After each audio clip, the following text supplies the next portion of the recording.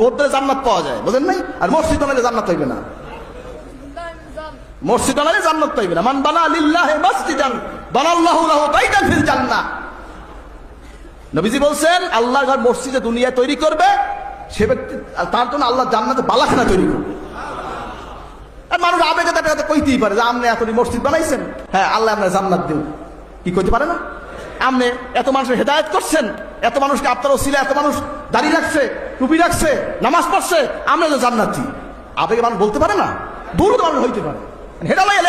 আর যারা কইছে যে আপনার রোজার পূজা, যারা বলছে যে কি বলে এই যে ভোট দিলে জান্নাত হয়ে যাবে, নে জান্নাত টিকিট কেন যাইয়া পোলের গলায় দেওয়া হবে সবাই লাগে ইনশাল্লাহ।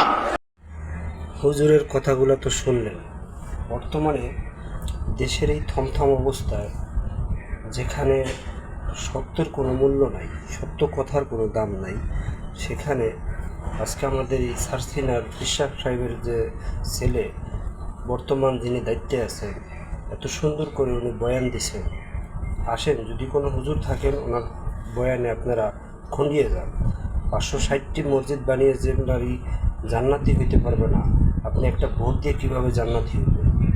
এবং রোজা আর পূজাকে যারা একসাথে এক চোখে দেখে, তাদের জন্য এই ভিডিওটা।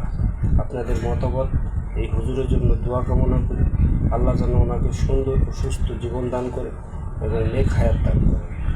উনি খুব সুন্দর বয়ান করেছে। সবাই ভালো থাকবেন। আরও সুন্দর সুন্দর ভিডিও পেতে লাইক কমেন্ট করে পাশে থাকবেন। আসসালামু আলাইকুম।